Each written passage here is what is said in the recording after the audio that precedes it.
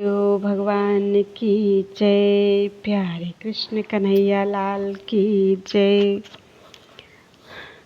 ऐतरेय उपनिषद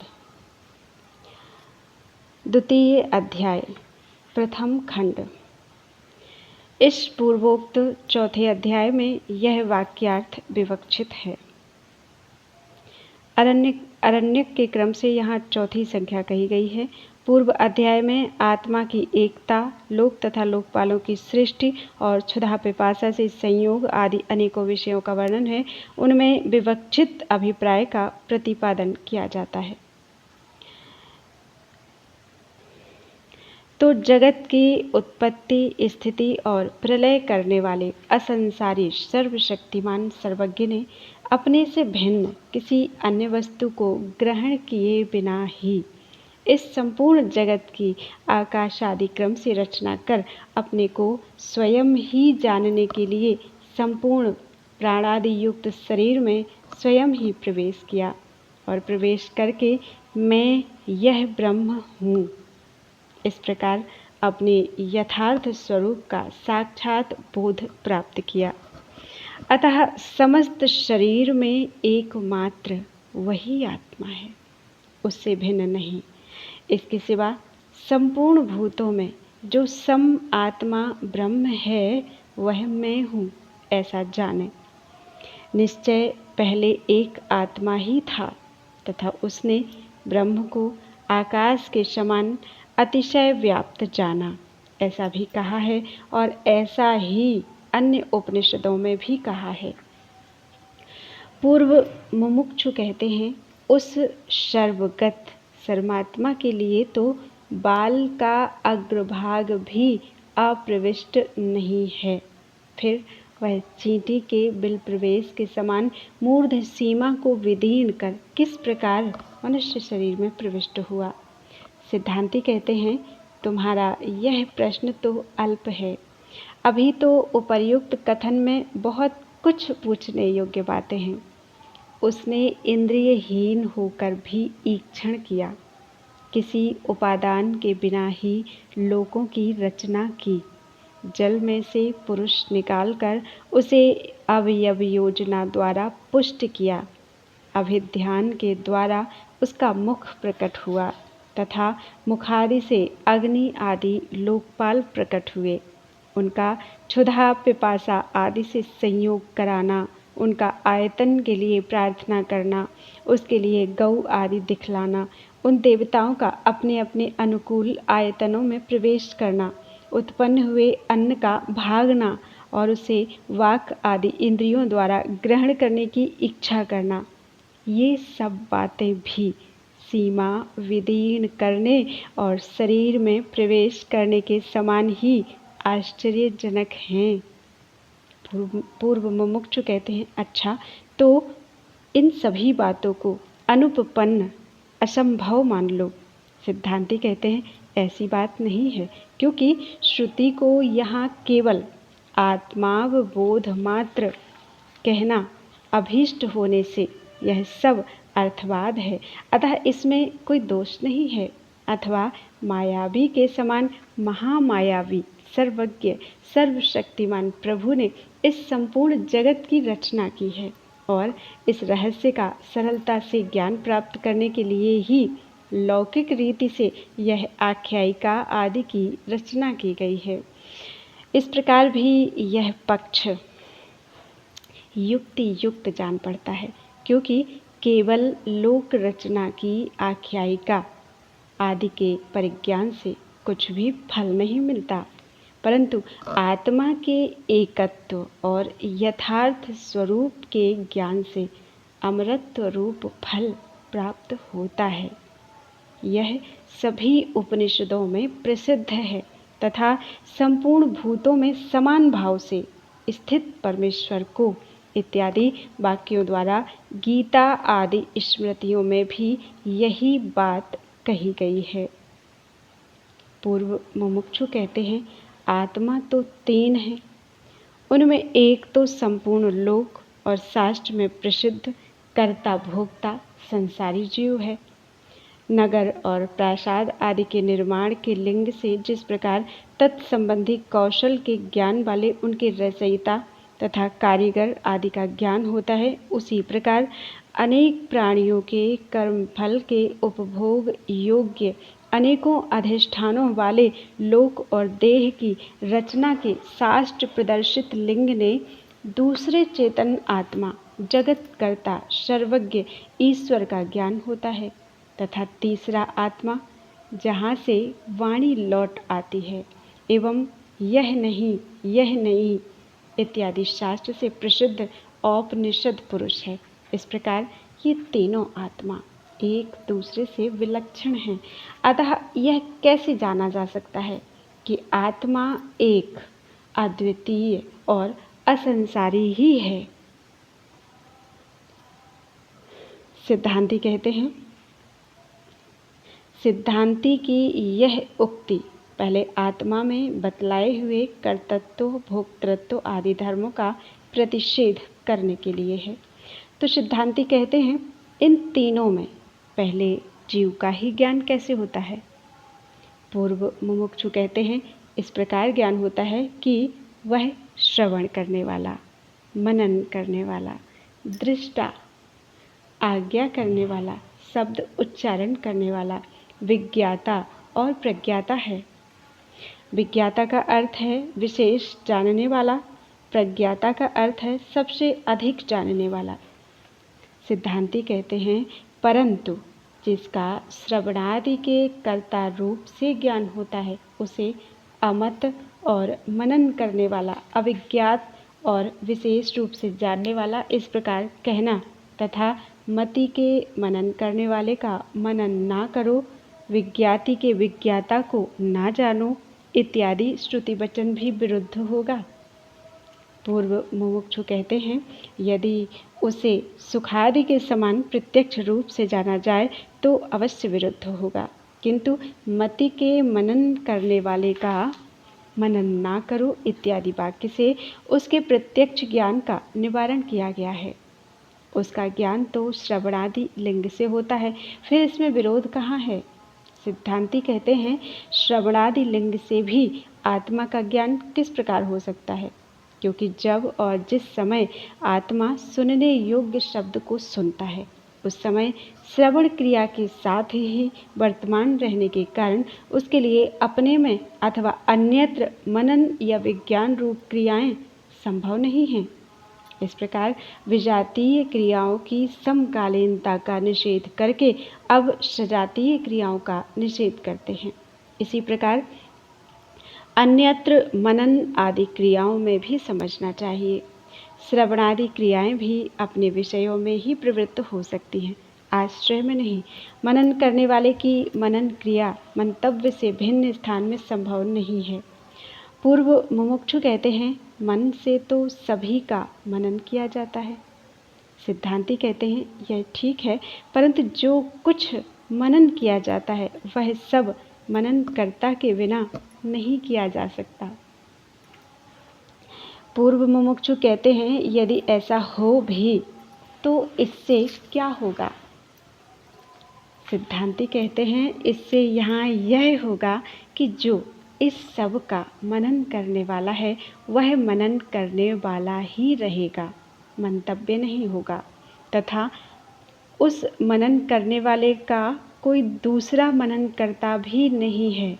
यदि उसे आत्मा द्वारा ही मंतव्य माना जाए तो जिस आत्मा से आत्मा मनन किया जाता है और जिस आत्मा का मनन किया जाता है उनके दो होने का प्रसंग उपस्थित हो जाएगा, अथवा बांस आदि के समान एक ही आत्मा मनता और मंतव्य रूप से दो भागों में विभक्त माना जाएगा, किंतु उपर्युक्त दोनों प्रकार से अनुपपत्ति ही है।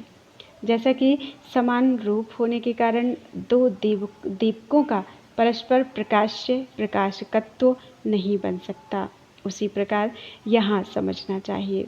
इसके सिवा मनता को अपना मनन करने के लिए मंतव्य पदार्थों का मनन करने के व्यापार से रहित कोई काल भी नहीं है। जिस समय भी किसी लिंग के द्वारा मनता अथवा मनन करता है, उस समय भी पहले के ही समान लिंग से मंतव्य आत्मा और जो कोई उसका मनन करने वाला है, वे दो सिद्ध होते हैं अथवा एक ही दो भागों में विभक्त हैं। इस प्रकार पूर्वोक्त दोष उपस्थित हो जाता है, और यदि वह न प्रत्यक्ष से जाना जाता है और न अनुमान से, तो ऐसा क्यों कहते हैं कि वह मेरा आत्मा है, ऐसा जाने, और क्यों उसे श्रोता, मनता इत्यादि बतलाते हैं। पूर्व मुमुक्षु कहते हैं, आत्मा तो श्रोतत्वादि धर्म वाला है और आत्मा के अश्रोतत्व आदि धर्म भी श्रुति में प्रसिद्ध हैं। फिर इसमें तुम्हें विषमता क्या दिखलाई देती है? सिद्धांती कहते हैं, यद्यपि तुझे कोई विषमता ज्ञात नहीं होती, तथापि मुझे तो होती है। मुझे तो होती ही है। किस प्रकार कि जिस समय यह श्रोता होता है, उस समय मनता नहीं होता, और जब मनता होता है तब श्रोता नहीं होता। ऐसा होने के कारण वह एक पक्ष में श्रोता और मनता है, तो दूसरे पक्ष में न श्रोता है न मनता ही है। ऐसा ही अन्यत्र विज्ञाता आदि के संबंध में भी समझना चाहिए। जबकि ऐसी बात है, तब आत्मा श्रोतत्वादि धर्म वाला है अथवा अश्रोतत्वादि धर्म वाला। इस प्रकार संशय स्थान उपस्थित होने पर तुझे विषमता क्यों नहीं दिखाई देती? जिस समय देवदत्त यानी कोई कर्ता चलता है, उस समय वह चलने वाला ही होता है, ठहरने वाला नहीं होता, तथा जिस समय वह ठहरता है, उस समय वह ठहरने वाला ही होता है, चलने वाला नहीं होता। ऐसी अवस्था में इसका गंतृत्व और स्थातृत्व पाक्षिक ही होता है, नित्य गंतृत्व अथवा नित्य स्थातृत्व नहीं होता। इसी प्रकार आत्मा का श्रोतृत्वादि भी पाक्षिक ही सिद्ध होगा, नित्य नहीं। काड़ाद आदि अन्य मतावलंबी भी इस विषय में ऐसा ही समझते हैं, क्योंकि इस विषय में उनका कथन है कि पक्ष में प्राप्त होने वाले श्रोतृत्वादि के कारण ही आत्मा श्रोता, मनता इत्यादि कहा जाता है। वे ज्ञान का संयोगजत्व, इंद्रिय और मन के संयोग से उत्पन्न होना और अयोग पद्य एक साथ न होना प्रतिपादन करते हैं, और मन को एक साथ ज्ञान उत्पन्न न होने में मैं अन्य मनस्क था, इसलिए ना देख सका इत्यादि लिंग प्रदर्शित करते हैं, और यह युक्ति संगत भी है। पूर्व मुमुक्षु कहते हैं, ऐसा सिद्धांत भले ही रहे, किंतु यदि ऐसा हो भी तो तुम्हारी क्या हानि है? सिद्धांती कहते हैं, यदि तुम्हें अभिमत हो तो तुम्हारे लिए ऐसा भले ही हो, परंतु यह श्रुति का तात्पर्य तो हो नहीं सकता। पूर्व मुमुक्षु कहते हैं, क्या श्रोता, मनता इत्यादि श्रुति का अर्थ नहीं है? सिद्धांती कहते हैं, नहीं, क्योंकि श्रुति में तो न श्रोता है न मनता है इत्यादि भी कहा है। पूर्व मुमुक्षु कहते हैं, परंतु इस विरोध को तो तुमने पाक्षिक बतलाकर खंडित कर दिया है। सिद्धांती कहते हैं, नहीं, क्योंकि आत्मा का श्रोतृत्व आदि तो नित्य ही माना गया है, जैसा कि श्रोता की श्रुति का लोप कभी नहीं होता इत्यादि श्रुति से सिद्ध होता है। पूर्व मुमुक्षु कहते हैं, ऐसी दशा में तो आत्मा का नित्य श्रोतृत्वादि मानने पर प्रत्यक्ष विरुद्ध अनेक ज्ञानों का एक साथ उत्पन्न होना और आत्मा में अज्ञान का अभाव, ये दो बातें माननी पड़ेंगी, किंतु यह किसी को अभीष्ट नहीं है।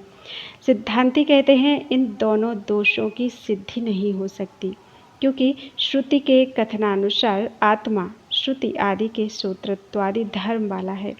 जिस प्रकार अग्नि का प्रज्वलित होना तृणादि के संयोग से होने के कारण अनित्य है, उसी प्रकार संयोग वियोग धर्मी मूर्त एवं अनित्य चक्षु आदि के धर्म दृष्टि आदि अनित्य ही हैं, किंतु जो नित्य अमूर्त और संयोग वियोग धर्म से रहित है, उस आत्मा का संयोग जनित दृष्टि आदि अनित्य धर्मों से युक्त होना संभव नहीं है। ऐसी ही दृष्टा की दृष्टि का लोप नहीं होता इत्यादि श्रुति भी है। इस प्रकार दो दृष्टि सिद्ध होती हैं।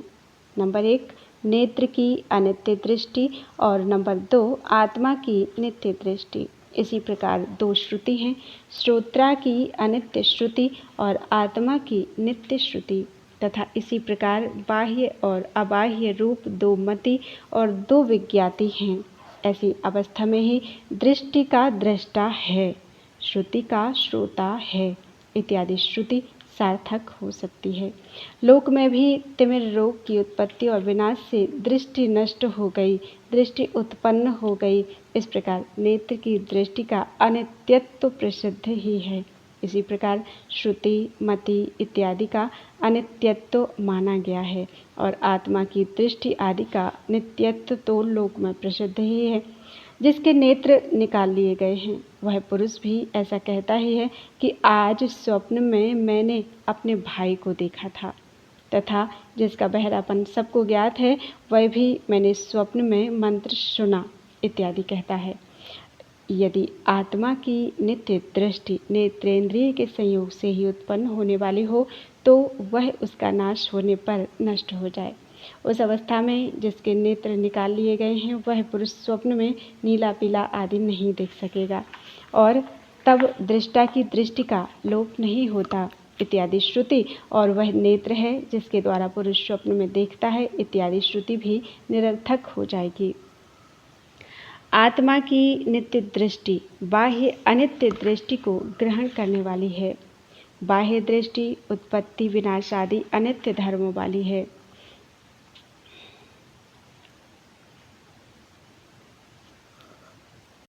अतः लोगों को जो उसे ग्रहण करने वाली आत्मदृष्टि का उसी के समान भाषित होना और अनित्य होना आदि प्रतीत होता है वह भ्रांति के कारण है, ऐसा मानना ठीक ही है।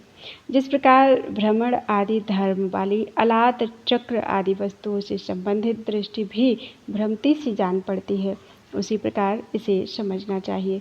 ऐसा ही ध्यायतीव लीलायतीव आदि श्रुति भी कहती है। अतः नित्य होने के कारण आत्मदृष्टि का योग पथ अनेक दृष्टियों का एक साथ होना अथवा अयोग पद्य नहीं है। बाह्य अनित्य दृष्टि रूप उपाधि के कारण लोक को और तार्किक पुरुषों को वैदिक संप्रदाय से रहित होने के कारण ऐसी भ्रांति होना उचित ही है कि आत्मा की दृष्टि अनित्य है। जीव ईश्वर और परमात्मा के भेद की कल्पना भी इसी निमित्त से है। इसी प्रकार अस्ति है नास्ति नहीं है आदि जितने भी वाणी और मन के भेद हैं वे सब जहाँ एक हो जाते हैं उसे विषय करने वाली नित्य निर्विशेष दृष्टि के संपूर्ण वाक प्रतीतियों के अविषय स्वरूप में जो है नहीं है, एक अनेक सगुण निर्गुण, जानता है नहीं जानता, सक्रिय निष्क्रिय, सफल निष्फल, सबीज निर्बीज, सुख दुख, मध्य अमध्य, शून्य अशून्य अथवा परम पर अहम एवं अन्य की कल्पना करना चाहता है वह निश्चय ही आकाश को भी चमड़े के समान लपेटना चाहता है और अपने पैरों से उस पर सीढ़ियों के समान आरूढ़ होने को उद्यत है। वह मानो जल और आकाश में मछली तथा पक्षियों के चरण चिन्ह देखने को उत्सुक है, जिसका कि नेति नेति यतो वाचो निवर्तन्ते इत्यादि श्रुतियों और को अद्धा वेद इत्यादि मंत्र वर्ण उसे साक्षात कौन जानता है इत्यादि मंत्र वर्ण से सिद्ध होता है। पूर्व मुमुक्षु कहते हैं तो फिर उसे वह मेरा आत्मा है इस प्रकार कैसे जाना जाता है, बतलाओ उसे मैं किस प्रकार से वह मेरा आत्मा है इस प्रकार जानूंगा। सिद्धांती कहते हैं इस विषय में एक आख्यायिका कहते हैं। किसी मूढ़ मनुष्य से किसी ने उससे कोई अपराध बन जाने पर कहा, तुझे धिक्कार है, तू मनुष्य नहीं है। उसने मूढ़तावश अपना मनुष्यत्व निश्चित कराने के लिए किसी के पास जाकर कहा, आप बतलाइए मैं कौन हूँ। वह उसकी मूर्खता समझकर उससे बोला, धीरे धीरे बतलाऊंगा और फिर स्थावर आदि में उसके आत्मत्व का निषेध बतलाकर तू अमनुष्य नहीं है ऐसा कहकर चुप हो गया। तब उस मूर्ख ने उससे कहा, आप मुझे समझाने के लिए प्रवृत्त होकर अब चुप हो गए, समझाते क्यों नहीं हैं? उसी के समान आपके ये वचन हैं, जो पुरुष तू अमनुष्य नहीं है ऐसा कहने पर अपना मनुष्यत्व नहीं समझता, वह तू मनुष्य है ऐसा कहने पर भी अपना मनुष्यत्व कैसे समझ सकेगा? अतः जैसा शास्त्र का उपदेश है उसके अनुसार ही आत्म साक्षात्कार की विधि है, उससे भिन्न नहीं है। अग्नि से दग्ध होने वाले तृण आदि किसी अन्य वस्तु से नहीं जलाए जा सकते। अतएव शास्त्र आत्मस्वरूप का बोध कराने के लिए प्रवृत्त होकर अमनुष्यत्व के प्रतिषेध के समान नेति नेति ऐसा कहकर चुप हो गया है। इसी तरह अंतर्बाह्य भाव से रहित यह आत्मा सबका अनुभव करने वाला ब्रह्म है इत्यादि भी शास्त्र का उपदेश है। तथा तत्वमसि वह तू है, जहाँ इसके लिए सब कुछ आत्मा ही हो जाता है, वहाँ किसे देखें इत्यादि ऐसे ही और भी वाक्य यही बतलाते हैं। जब तक यह जीव उपर्युक्त आत्मा को यह ऐसा है इस प्रकार नहीं जानता, तब तक यह बाह्य अनित्य दृष्टि रूप उपाधि को आत्मभाव से प्राप्त होकर अविद्यावश उपाधि के धर्मों को आत्मा के धर्म मानता हुआ ब्रह्मा से लेकर स्तंभ पर्यंत देवता, पशु, पक्षी और मनुष्यों की योनियों में पुनः पुनः चक्कर लगाता हुआ अविद्या, कामना और कर्म के अधीन हो जन्म मरण रूप संसार को प्राप्त होता रहता है।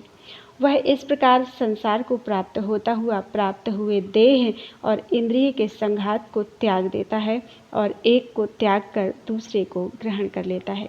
वह इसी प्रकार नदी के स्रोत के समान जन्म मरण की परंपरा का विच्छेद न होते हुए किन अवस्थाओं में रहता है, इसी बात को मनुष्यों के मन में वैराग्य उत्पन्न कराने के लिए दिखलाती हुई श्रुति कहती है, पुरुष का पहला जन्म। ये पहली श्रुति है, कल पढ़ेंगे। बोलो वृंदावन बिहारी लाल की जय। त्वदीयं वस्तु गोविंदं तुभ्यमेव समर्पितम्।